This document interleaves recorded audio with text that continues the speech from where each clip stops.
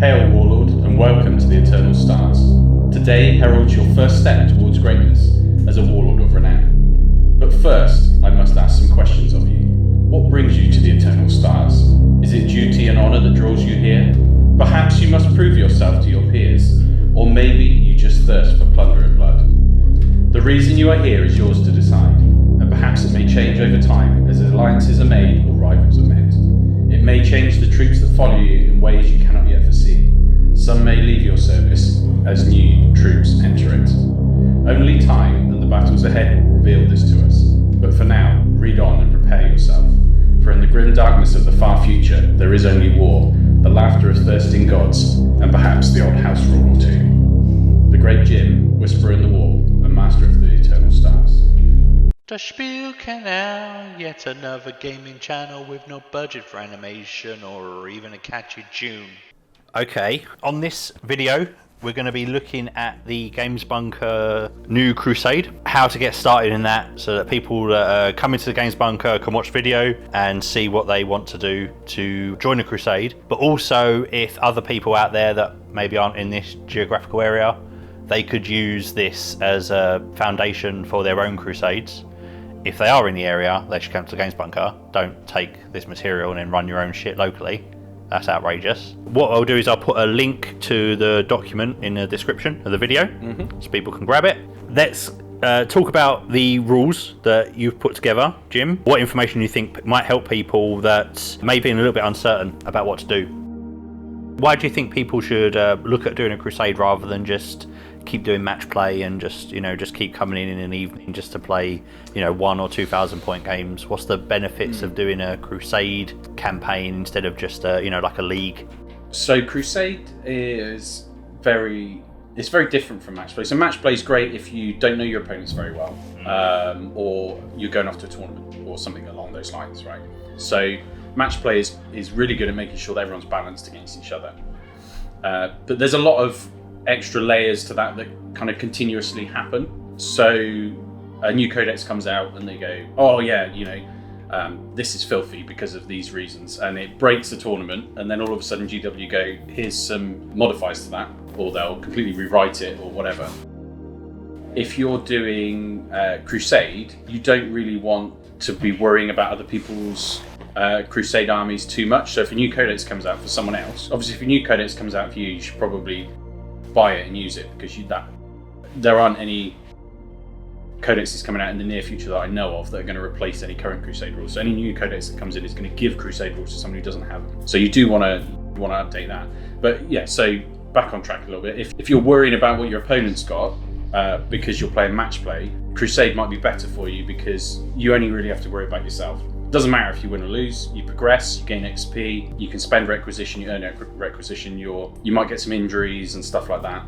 But all you have to worry about really is what your army does. It doesn't really matter if you lose to someone who's got a better army, or they are a better strategist or tactician or whatever, or they've got better dice than you. Whatever your reason is that person might smash you in a match play game, that shouldn't really matter too much in Crusade, because it should all be about you just playing the game and increasing your force and gaining benefits from, you gain XP just from playing a game even if you lose.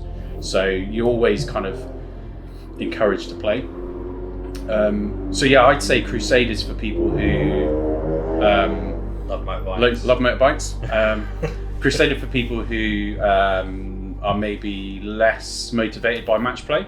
Or if you're in a busy community, like we're quite lucky here. We've got, I don't know, 20 or 30, 40k players that come in regularly, and then there's probably twice that number that we don't see as much of. So there's loads of people you can play against, but some of those will be put off by match play. Being able to encourage more people in and having a more active community gives you a lot of options, I guess. Okay. Yeah, so what other reasons could you play Crusade for? Maybe you really like coming up with your own story. You've got your own Space Marine chapter that's based off of whatever lore that you've come up with. Maybe they're all female Marines, or you've got a Genestealer cult army that's got loads of conversions in it, or various other things. There's loads of stuff going on just within the community we've got here, but your community could be whatever. I guess the reasons you'd struggle to play Crusade would be because you don't have a community. If you're only playing with like a few people, it's probably not as good. Maybe we've only really played it in the community we've got. So with this specific campaign, the campaign that you're organising, you've decided to move away from power ratings and go to points instead. Yeah. Why have you gone with that? Because power rating is really poorly maintained. When new codexes come out and they bring out the new GT books and stuff like that, they rebalance all the points based off of what's competitive and things like that. But they don't really do anything with power. So, and one of the big problems with power is you can just go, well, I'm going to take this amazing unit and give it all the upgrades it could possibly have, and it doesn't cost any more than if I hadn't. So it's not. I don't think it's a good system. I think if it was maintained better, it would work fine. First section of the document is the muster, which is where you're getting your army started. First of all, you'd want to pick a codex, and obviously, ideally, probably something that you've already got an army for or you're familiar with. But when you've done crusades in the past, or if anything you're going to do for this crusade, what would be your recommendation? What should people do at the beginning when they've got an army and that's what they've got so far? Yeah, I guess when you're to start with, really, you're quite right. Yeah, pick a codex that you're familiar with.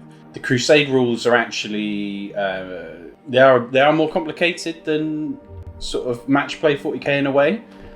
You get a lot of like extra rules for your. Well, it depends on the codex. So, for example, the Space Marine Codex, which is one of the sort of earliest ones, you don't get many extra rules in there at all, really.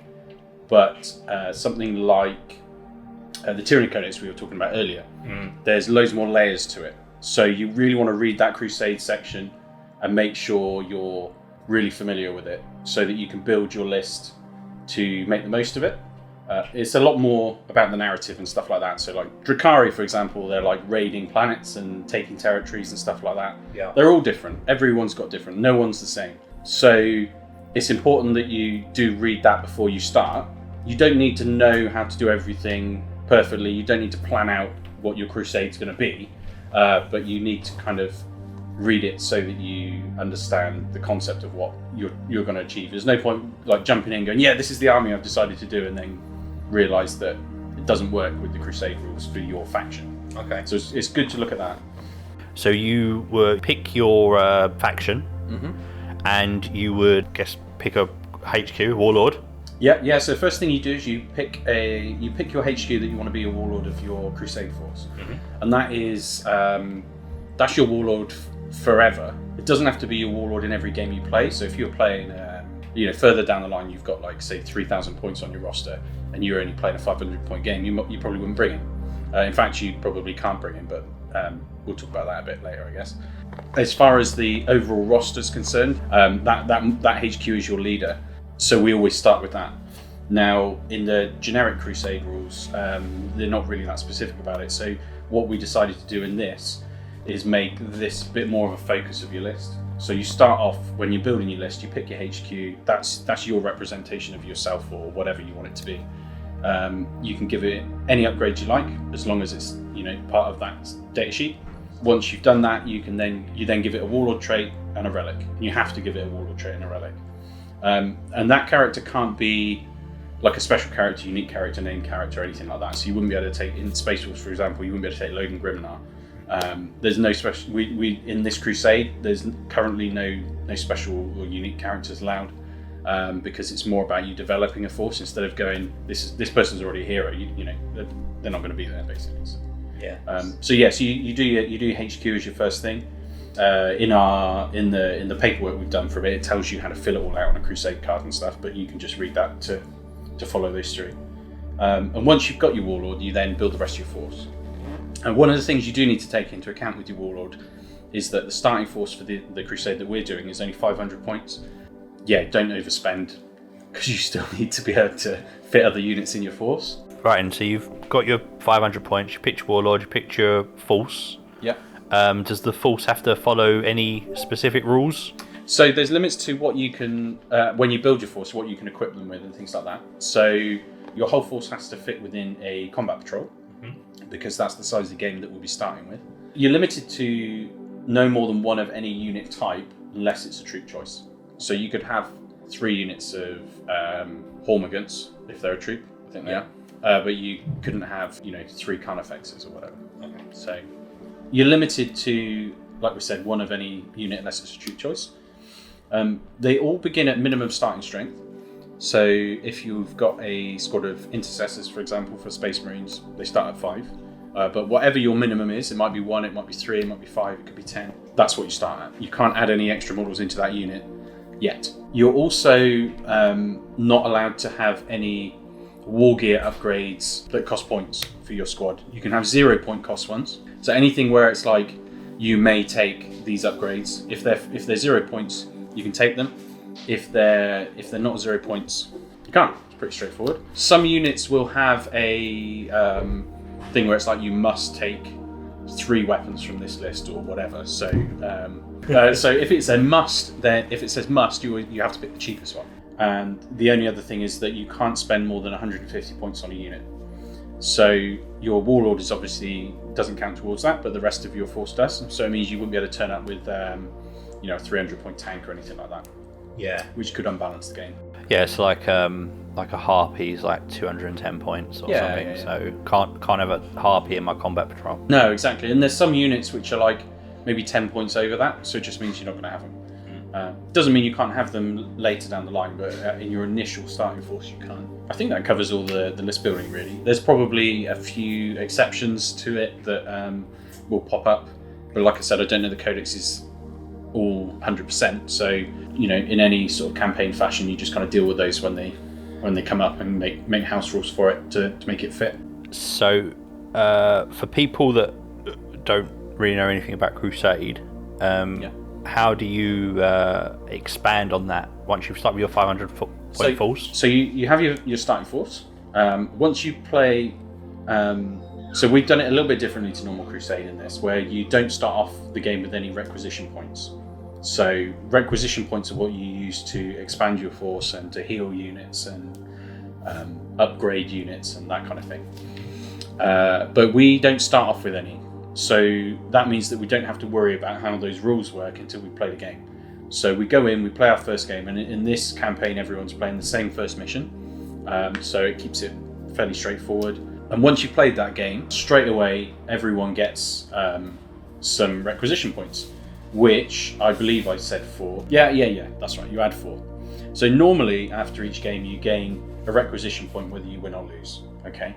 But in this first game, if it's your first game, you get 4 points. If your opponent has played games already, they don't get 4 points, obviously, because that would just be encouraging everyone to play the starter mission over and over again. So you can't have more than 5 requisition points. So this 4 that you start off with, you know that you're going to gain another one after the next game you play, which will put you at your cap. But really, you probably want to spend some. You can spend requisition points in various different ways. You could spend 1 point to add 100 points to your roster. When you add points to your roster, it means that you can then just add units in to fill those gaps if you want to. So if you decided you want to add another unit in, you could spend all 4 of those, go up 400 points, and then add a 400 point unit in, I guess. But I think that would be a bit crazy. And like I said, when you grow so that adds to your roster total. So it's not affecting what you can take to a game, because that's determined by you and your opponent, what each of you have. It's just affecting what's on your overall roster, so what units you can select from to take into battle. Or you could spend a requisition point to make one of your units bigger, or to resupply and re-equip. And what we've done with this to change it from the core rulebook is, because in the core rulebook it's all power based and you can give people whatever you want. When you do the rearm and resupply in the core rules, it doesn't change your roster size. But if you were to do that in points rules, you adding new weapons to a unit's going to increase the points cost. So you need to increase your roster size first. But yeah, like I said, what I've done differently with this is you spend the 1 RP and you can actually re-equip any unit, or any or whatever, So if you've got 5 units that you want to make, you want to give them all better guns or better close combat weapons or whatever they've got, you could do it to all of them for just 1 RP, as long as you've got the points spare to do it. But each unit would be, if you want to increase the size of that unit, it's 1 RP per unit. Yeah. So like your intercessors example earlier, if you had 2 squads of intercessors, it would be 2 RP if you wanted to take them both above. Yeah. models. Yes. Yeah, that's right. And that's just because sometimes you might only want to, like, you might not have a lot of options for squads, so it might put you off upgrading them. So one of your options for a squad might be to like add a flamer, but that might only cost 5 points or whatever it costs. And you're like, well, I'm not spending an RP on that, it's not worth it. Yeah. But increasing squad sizes would normally be beneficial. And there's no like minimum or maximum you can add to a squad. So it's not like you add another 5 to a 5-man squad. If you could have 20 models in a squad and you start off with 5, you spend 1 RP. If you've got the points, you can put that squad up to 20, which is why you can only kind of do 1 squad at a time with it, because it could be pretty amazing being able to do that. I suppose it doesn't really matter if you did, but that's just the way we've done it. So we're going to see how it works. If we decide down the line that we want to change that, we'll just re-house rule the house rule. Each faction's codex would have other things that they can spend RP on? Yeah, that's right. So within the codexes, like I said, we were saying about the kind of special rules for that codex earlier, so whatever it is, Drukhari could be raiding or whatever. You also get Crusade relics in there, I believe. Might be completely wrong, actually. No, I'm pretty sure you do. You do, Yeah. Which you've got Crusade relics in the core book, but you also have them in your codex, and that's another thing that you could gain when you rank up. You can gain stuff like that. So I guess once you've played a few games, you can worry about that then. So yeah, within those codexes, you're going to have Crusade relics that you can gain for your characters and maybe squad sergeants or something like that, depending on what they are. There's injuries that you can do in that book as well, normally battle scars. And there's also different ways that you can rank up your units as well. So you can either choose from the core rules or you can choose from that. So the way the ranking up system works is there's target thresholds of XP. So the first one is when you hit 6 XP, you become blooded. I think the first level is, or battle hardened, blood or battle hardened, one of the two. And when you hit that, you gain an upgrade that you don't have to spend RP on, and you can roll for it. You can either roll for it from a chart, or you could choose to do like a weapon enhancement. If they're a psyker, you could give them an extra psychic ability. There's probably a few other things as well. You need progressively more XP each time you rank up. So that's kind of lost track. What were we talking about? Codex specific. Oh, codex specific stuff. Yeah. So that's some of the stuff in there, and there's also another one in there which I've noticed, because I've got sisters and I've got Tyranids and Necrons. When you're in match play, there's add-ons that you can give to forces. So in Tyranids, it's called adaptive physiologies. Oh, is this a bit like in Space Marines where you have like company champions and things like that? Yeah. It does say in the codex that if you're in Crusade, you can't add these at the beginning. You have to use RP to do it. And the RP is when they're at a certain experience level. So it's like a progressional thing. Yeah, so if people are joining in, then you can't just add those things in. Read your codex about what you can do for a crusade and what you can't. Yeah, exactly. So all of the things that kind of make the forces in match play sort of tuned, where you're like getting bonuses to, like we were saying about Space Marines, you could have a company champion instead of just a chapter champion instead of a company champion, or whatever, any of those sort of things. They're not things that you gain straight away. I think you have to get up to quite high rank, maybe heroic or legendary, which is loads of XP. So I would assume it's the same in the other codexes. I do have the Chaos Codex, which I haven't read at all yet, so I've had it only been a couple of months now, but just a couple. So there's probably some really cool stuff in there, so I might do that. I think in the Eldar book they've got stuff about Ways of the Warrior, and that's all kind of a progressional thing. So it kind of just backs up the whole narrative. Well, it's not necessarily narrative, but it's more progressive campaign system. So you don't need to sit there and write down a story about each of your battles and Captain Lucius did this or anything like that. You can if you want to, but there's no that's not required of you. So if you're worried that being part of a narrative campaign means you need to learn to be an author, you don't have to do any of that. It's great if you do, and fair play to anyone that's got the time to do it, because it's hard work. But if you just want to turn up and play some casual games that aren't particularly heavy on worrying about making sure you've made the right move and stratagems and all that kind of stuff, Crusade is also good for that. Can we have a Discord Crusade channel with fanfic section? I think that'd be a good idea. I really like it. I mean, I've played in campaigns before, and I've started doing narrative, but time is always a big thing. And sometimes you play a game and you're like, nothing happened in that game that I really want to write about, so it kind of puts a downer on it. So don't feel pressured to do anything like that. But yeah, go for it if you're a keyboard warrior and you know how to make stuff sound cool, go for it. But yeah, I mean, from the XP side of things, for the progression, like you said, you're going to be gaining stuff from your codexes. So, like we were saying at the start, reading your codex really is a good idea. Reading the Crusade side of it, even if you don't know the units very well, it doesn't matter. But read the Crusade bit if you're going to play in a Crusade. Obviously, if you're not going to play in a Crusade, you should probably read all the match play stuff. Bit of advice there.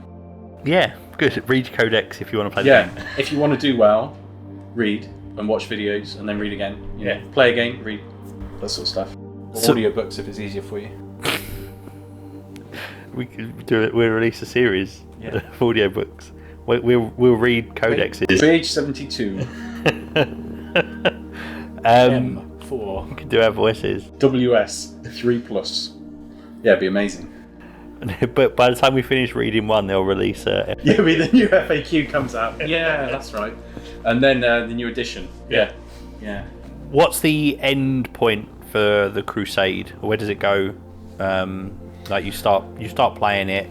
Is it perpetual or? The reason I've called it the Eternal Stars is because it is a semi-eternal campaign. So there's no end to the actual Crusade. Crusade will go on indefinitely. However, if a new edition comes out or a new edition of Crusade comes out, even if it's not 10th edition 40k, if there's some brand new, this is how you play Crusade rules now, and it's super duper and we love it, then we'll probably do a hard reset and switch, because you'd probably have to. Otherwise, just keep going. When a new codex comes in, that would go into effect. So if we do get to Space Marine 2.0, actually, we have just had it where the Necrons have just had White Dwarf released with loads of Crusade rules. So if that happens, then you'd have to reset. But the point of it is that because Crusade balances overpowered army or upgraded armies against unupgraded armies, you get CP bonuses and stuff like that. So not Crusade points, but command point bonuses. That should balance it out. And actually, if you've got to the point where a new codex has come in, all of your data sheets will be different and all the rest. So you kind of need to be fair and just accept the fact you're going to have to reset it then. So I guess arguably for each army, the new codex is the reset. So if somebody new starts coming to the Games Bunker, would it be easy for them to drop into Crusade with their new faction? It should be, yeah. There are some restrictions that we've put in which are based off of the size of the game that you're playing. So if you're playing a 500-point game, which a brand new player would be, you can't turn up and go from your 3,000-point roster.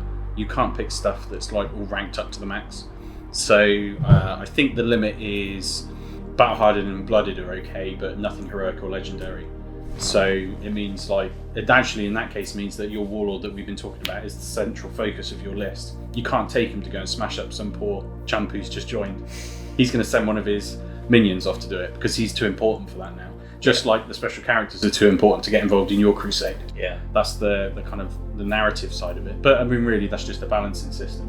And it might encourage you to try out some of your troops that are injured or haven't got much XP. You might be like, I'm going to bring all my rubbish along that doesn't normally do anything because I just want to get some XP on it, and it'd be a quick game because it's only 500 points.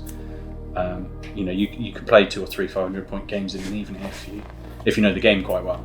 There's no restriction on like when you can play a Crusade game, or No, you can play as many as you like. The only requirement for people who are playing it in the bunker is that they have to play the games in the bunker. So you can't go off and have one of your mates come over and play 20 games between you and then come back in. And the only reason for that is because it's that's a bit negative on a community. It's not really about financial stuff, because you're still going to buy new models if you've grown your force. So I'm from a business owner, I don't care about that. But what I do care about is the community interacting with each other and you meeting new people and playing new people. So which is one of the big things about gaming, socializing. There's no reason that a new player can't come in and just become part of what's going on. The only other thing going on with the Crusade where it's a little bit more restricted is there will be points where we actually play one of the campaign books. There's 4 or 5 that they've done. I can't remember what they're called, but they're like the A4 campaign books that they release every now and again. They normally have match play rules, Crusade rules, and special scenarios and stuff. We're going to play those semi-regularly, maybe 2 or 3 over a year. And when that happens, people who want to play in it have to be able to dedicate a bit of time. So you might have to play a game every fortnight or something like that. And you'll be put into a faction within that campaign, depending on how many factions. There's normally 3 in it. So you normally have Chaos, Imperial, and Xenos. But then I might actually split those based off of the players more than the armies that they've got. So if we've got players that are normally really good at match play, we'd spread them out amongst the teams, and the same with people who are not very competitive and just play for fun. And that way just keeps it balanced. The benefit of playing in those campaigns is that you will, depending on the book, you normally gain like a keyword. So it might be veteran of whatever, the Nachman Rift or whatever it is that you get as a keyword. And that keyword then enables you to take some of the upgrades from that book. So there might be stuff you can spend requisition on, there might be Crusade relics, there could be other stuff in. So that's the kind of slightly more competitive side of the Crusade. But you could just choose not to play in it. If you're like, I don't really fancy doing that, just carry on playing normal Crusade and enjoy yourself. Well, that sounds like fun. Hopefully. That's the plan. It's taken me ages to get a lot of it written down, and I still haven't finished doing the quick reference sheet and other stuff like that. But I'm hoping that it just encourages more play. There's no reason you can't be a match play person and a Crusade person. Do both if you want to do it. Do whichever one you prefer if you prefer one over the other. But we've got so many people down here playing 40k now. It's kind of, I want to give them something that they can sink their teeth into that isn't just a tournament. Sounds great. Well, I'm going to leave it there because our 5-minute video has become a 40-minute video. Yeah. Oops. Sorry, I talked too much. That's fine. It's good information that hopefully people need. He's actually editing it back down to 5 minutes though, so sorry. I'm going to speed you up.